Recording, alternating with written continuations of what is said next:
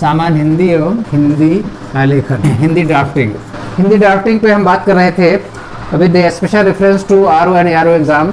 इसमें different types of जो forms of correspondence है, यानी शासकीय पत्राचार के जो रूप है उन पे चर्चा की। अभी तक जो इसमें मेन चर्चाएं हुई वो एक तो था शासनादेश, फिर शासनादेश परिपत्र, शासनादेश परिपत्र यानी जीओ सर्कुलर, फिर अगला था इसमें शासकीय पत्र, फिर इसमें था अर्धशासकीय पत्र, था आपका अनुस्मारक।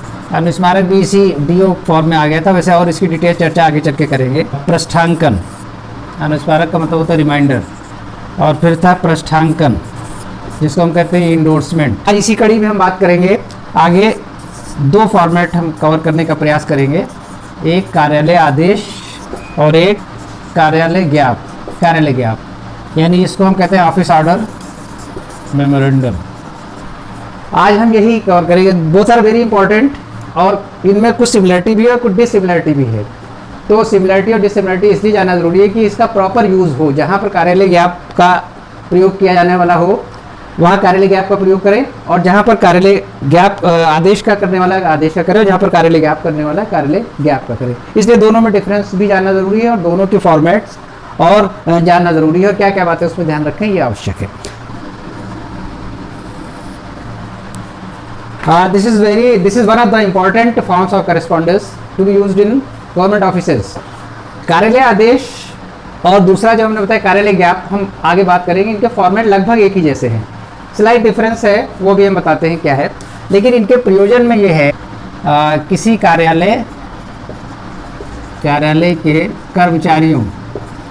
कर्मचारियों के इस्टेब्लिशमेंट संबंधी मैटर, इस्टेब्लिशमेंट संबंधी मामलों या प्रकरणों जिसको कहते हैं, मामलों को डील करने के लिए, डील करने हेतु।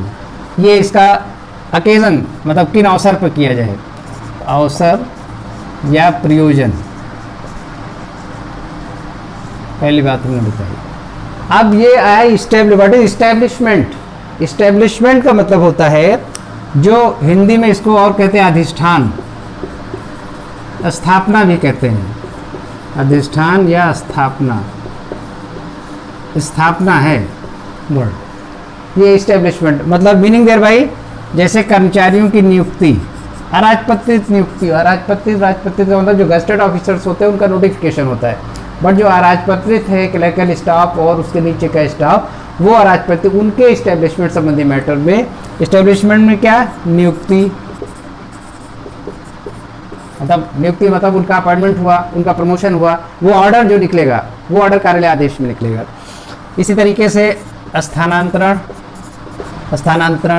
तैनाती मतलब पोस्टिंग, स्थानांतरण मतलब ट्रांसफर, तैनाती, अवकाश की स्वीकृति,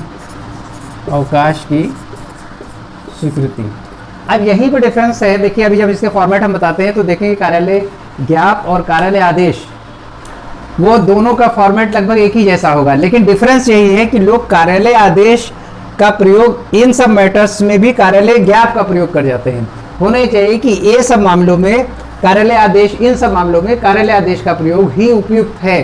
अब कोई गलती से कर जा रहा है वो अलग बात है, और कोई नहीं ध्यान दे रहा वो अलग बात है, लेकिन स्पेसिफिक यही है कि ये जो इस्टेब्लिशमेंट संबंधी मैटर्स हैं इनमें कार्यालय आदेश का प्रयोग करें एक कार्यालय के ही कर्मचारियों के लिए। ये तो रहा इसका प्रयोजन। हाँ होता है, और कभी कभी ऐसा होता है कि उनका भी होता है निलंबन। जैसे अनुशासनिक कार्रवाई होती है ना, तो निलंबन मतलब जैसे सस्पेंशन। हाँ, क्लास 1 क्लास 2 ऑफिसर्स को छोड़कर क्लास 3 इनके लिए ये आप कर दीजिए कि राज के कर्मचारियों। अच्छा, ये हम मान लेते हैं कि अराजपत्रित। हाँ चलिए, ये अच्छी बात है, क्लियर हो जाए कि कर्मचारी होना चाहिए। अधिकारियों का तो नोटिफिकेशन होता है, कर्मचारियों के लिए ये होता है, जिसमें जो नॉन गेस्टेड कर्मचारी होते हैं जो क्लास 3 क्लास 4 हैं, इन सबके इनके लिए और इन मैटर्स पे इनका प्रयोग करते हैं। ये क्लियर है। अब देखिए इसमें ध्यान देने योग्य बात है।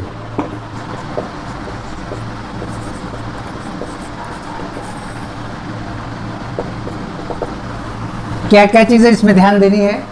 एक तो इसमें यह है कि जैसे फॉर्मेट आपने शासकीय पत्र देखा, शासनादेश देखा, उसमें प्रेषक सेवा में होता है, इसमें नहीं होता, इसमें कोई संबोधन नहीं होता मतलब नो संबोधन। संबोधन को हम क्या कहते हैं? प्रेषक सेवा में, प्रेषक सेवा में ये नहीं होता प्रारंभ में। दूसरी बात ये है कि आपका परोक्ष कथन के रूप में, परोक्ष कथन का मतलब इनडायरेक्ट, इनडायरेक्ट या थर्ड पर्सन हम कह सकते हैं, थर्ड पर्सन में इनका प्रयोग होता है, ठीक है। और अंत में ये कॉपी जो है पृष्ठांकित होती है, ये जो ऑर्डर है ये पृष्ठांकन होता है, पृष्ठांकन ये होता है। इस तरीके से करके इसका फॉर्मेट होता है। देखिए हम इसका फॉर्मेट बताते हैं आपको। और इसमें पृष्ठांकन होता है, इसमें डायरेक्ट भी नहीं होता, और जैसे उसमें भौदी लिखते थे लास्ट में, ये भी इसमें नहीं होता, बस नाम और पदनाम भेजने वाले का। तो ये इसमें डिफरेंस है आपका, ये कि जो फॉर्मल वो लेटर लिखे जाते थे उसे प्रेषक सेवा में विषय ये सब रहता था, और लास्ट में भौदी, और उसके बाद कहीं पर तो प्रेषित ही रहता था डीओ लेटर वगैरह में, और कई शासकीय पत्र में ऊपर रहता था। इसमें भी ये बात नहीं रहेगी, इसमें लास्ट में नाम होगा जिसे अधिकारिक तरफ जारी किया जा रहा है, उसके बाद सीधे पृष्ठांकन हो जाएगा, यानी इंडोर्समेंट हो जाएगा। देखें कैसे, भौदी वगैरह भी नहीं होगा, नाम होगा, पदनाम होगा। देखिए इसके फॉर्मेट में आप देखिए, ये है संबोधन या अभिवादन हमने बताया नहीं होगा, परोक्ष कथन के रूप विषय अलग से अंकित नहीं किया जाएगा, ये भी बात है, विषय अलग से अंकित इसमें नहीं किया जाएगा। अब इसमें देखिए इसका एक प्रारूप हम बताते हैं कैसे।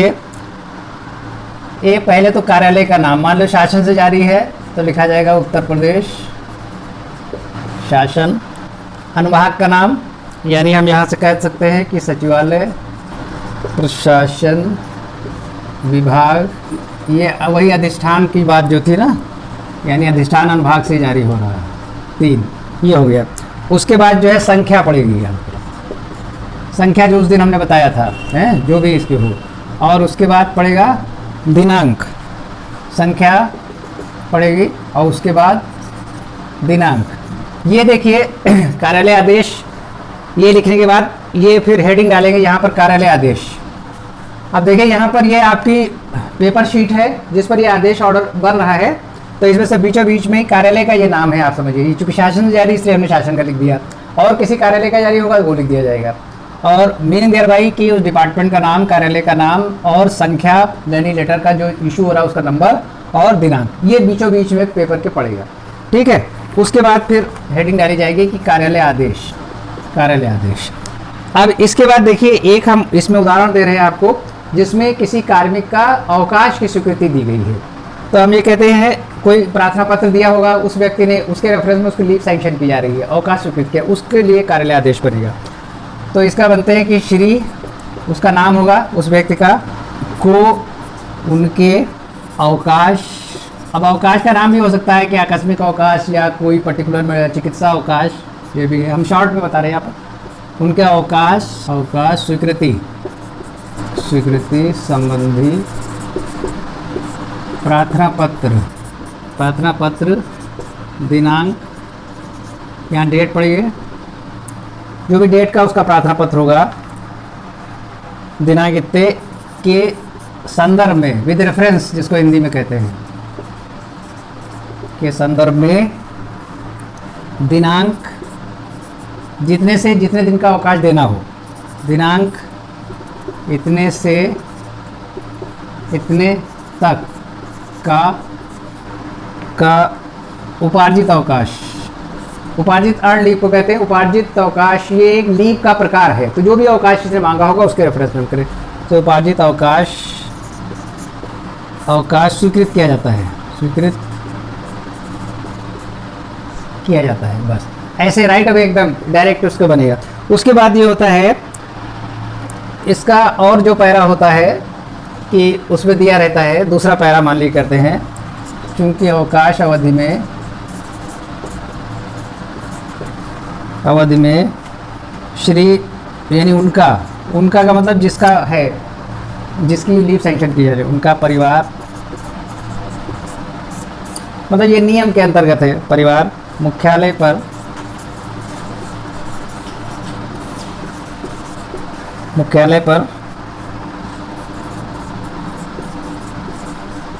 ही रहेगा, अतः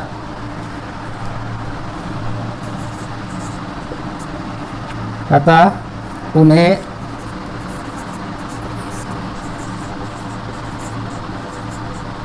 उन्हें का मतलब कोई पर्टिकुलर व्यक्ति, कोई कर्मचारी होगा, अतः उन्हें अवकाश अवधि में नगर प्रतिकर भत्ता दे होगा। मतलब ये एक नियम में दिया रहता है कि ऐसा रहता है, अगर नियम में ये बात नहीं है तो नियम में नहीं होगी, लेकिन फॉर्मेट इसी तरीके से बनेगा। और कहीं कहीं ऐसा होता है कि ऑफिशिएटिंग होते हैं तो लिखते हैं कि यदि वो अवकाश पर न जाते तो अपने पद पे बने रहते। तो इस तरीके से ये एक इसका आदेश होता है। फिर लास्ट में नाम और पदनाम किसका, स्वीकृता का नाम या पदनाम, यानी जिसकी तरफ से ऑर्डर जारी किया जा रहा है वो रहता। अब हमने ये बताया था कि लास्ट में ये एड्रेस तो अभी संबोधन या कहीं हुआ नहीं, तो इसकी कॉपी जो है यहाँ पर होगी, यहाँ पर संख्या डालेंगे, दिनांक डालेंगे, वही दिनांक जो ऊपर पड़ा हुआ है, और फिर होगा कि प्रतिलिपि निम्नलिखित को सूचनार्थ एवं आवश्यक कार्रवाई हेतु प्रेषित, ये पृष्ठांकन के माध्यम से होता है प्रेषित। अब इसमें किसको होगा, नंबर 1 संबंधित कार्मिक, हाँ नंबर 1 होगा संबंधित कार्मिक, मतलब जिसका, ये ठीक था, संबंधित कार्मिक यानी जिसका लीव सैंक्शन किया उसको कॉपी जाएगी। साथ में जो उनका लेखा सेक्शन होगा जहाँ से पे आहरित होती है, लेखा अनुभाग है, इस तरह जाएगी। और एक कॉपी उसकी जो है विभागीय आदेश पुस्तिका, विभागीय मतलब जो गार्ड बुक होती है, आदेश पुस्तिका, ये इस तरीके से इसमें रखा जाएगा। लास्ट में अगर किसी कार्यालय अध्यक्ष या विभाग अध्यक्ष के ऑर्डर जारी किया जाना है के ऑफिस का है तो यहाँ पर इसी प्रकार फिर नाम पदनाम लिख दिया जाएगा। लेकिन अगर शासन से जारी होना है तो यहाँ लिखा जाएगा आज्ञा से, तब नाम पदनाम होगा, नाम और पदनाम, ठीक है। तो ये क्लियर है। अब ये देखें, इस तरीके से आपका कार्यालय आदेश बनता है और ये अधिष्ठान संबंधी मामला है, यानी लीव किसी का सैंक्शन हो रहा है तो उसके संबंध में इसका प्रयोग किया जाता है। अब यहाँ पर कार्यालय ज्ञापक अगर लिख देते हैं गलत है, यहाँ पर अधिसूचना लिख देते हैं गलत है, यहाँ पर अशासकीय पत्र लिख देते हैं तो गलत है। कायदे से जो है नियमता और जो प्रोसीजर ऑफिस का है, ऑफिस प्रोसीजर के रूल्स या जो प्रोसीजर निर्धारित है उसके हिसाब से कार्यालय आदेश होना चाहिए और इस प्रकार होना चाहिए। क्लियर है? हाँ, यहाँ पर यानी डिपार्टमेंट का नाम शासन का है तो शासन का हो गया, उस अनुभाग का नाम जहाँ से जारी हो रहा है, फिर जो डिस्पैच नंबर, जो नंबर बताया था आप नंबर डाल सकते हैं, कोई इमेजरी डाल सकते हैं, और फिर डेट, जिस डेट को जारी हो रहा है, ठीक है। फिर हेडिंग डालेंगे कार्यालय आदेश। फिर अगर लीव सैंक्शन का है तो इस प्रकार होगा, श्री सच एंड सच, उनका पद नाम भी लिखा जाएगा, श्री और नाम मतलब नाम और पद नाम, ये दोनों को उनके अवकाश स्वीकृति संबंधी प्रार्थना पत्र दिनांक इतने के संदर्भ में लीव कहाँ से कहाँ तक सेक्शन है, यहाँ से लेकर यहाँ तक का उपार्जित अवकाश स्वीकृत किया जाता है। उसके बाद ये रह जाता है कि एक CCL मिलता है जो नगर प्रतिकर भत्ता किसी कर्मचारी को, तो उस कंडीशन में अगर वो इतना अर्न लीव लेता है, अगर फैमिली भी नहीं तो उसको नहीं मिलेगा, लेकिन अब चूंकि उसका फैमिली मुख्यालय पर रहेगी तो उसके मतलब एक पैरा ये जोड़ा जाता है। इसी प्रकार से एक पैरा कभी कभी इसमें ये भी जोड़ा जाता है कि मान ले वो ऑफिशिएटिंग कर्मचारी है, रेगुलर नहीं है ये उस पद पे, तो ये होते हैं कि Shri such and such officiating इस पद पे अपना काम करते रहते यदि अवकाश पे ना जाते। इस तरह का पैरा भी एक जोड़ा जाता है आवश्यकता अनुसार। लेकिन मेन चीज़ वो तो आपके क्वेश्चन में दिया होगा कैसा बना, किस मैटर पे बनाना, उसके हिसाब से आप फॉर्मेट में फिट करेंगे।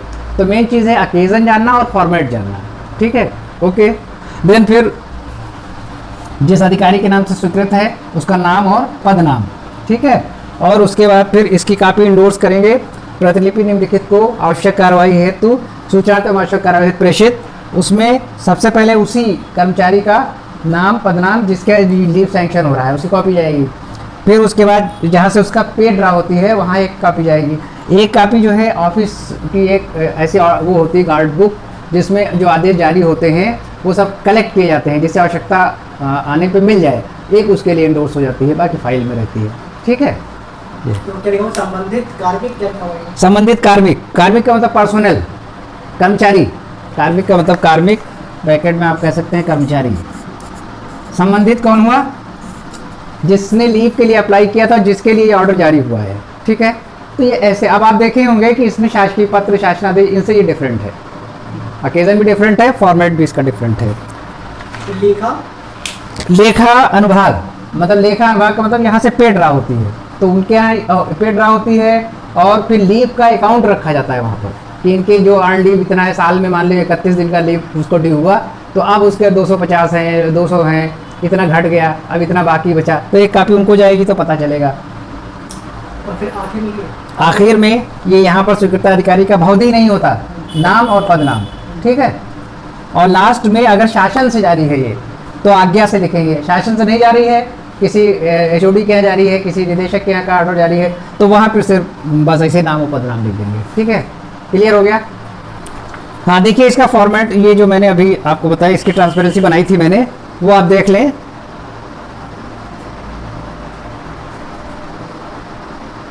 तो इस प्रकार ये कार्यालय आदेश कवर हो गया। कार्यालय आदेश किस ओकेजन पे लिखा जाएगा, किस अवसर पे लिखा जाएगा, क्या प्रयोजन है उसका, और कैसा उसका फॉर्मेट है, किस किस किस चीज़ों की उसमें सावधानी बरतेंगे। तो इस प्रकार से मैंने उसकी डेफिनेशन भी बता दी, उसका ओकेजन भी बताया और उसका फॉर्मेट बता दिया। अब केवल आपको एक क्वेश्चन में ये मिलेगा कि सच एंड सच सचिवालय के प्रशासन विभाग उत्तर प्रदेश शासन में कार्यरत श्री राम कुमार समीक्षा अधिकारी को उनके पत्र दिनांक सच एंड सच के संदर्भ में दिनांक सच एंड सच से इतने दिनों का उपार्जित अवकाश स्वीकृति संबंधी कार्यालय आदेश का एक प्रस्तुत कीजिए, एक उसका ड्राफ्ट प्रस्तुत कीजिए। ये क्वेश्चन होगा, उस पर इस तरह का ड्राफ्ट बनेगा। ठीक है, ओके। अब इसके बाद कार्यालय आदेश के बाद हम आएंगे कार्यालय ज्ञापन के ऊपर। अब देखें उसमें क्या डिफरेंस आपको नजर आता है।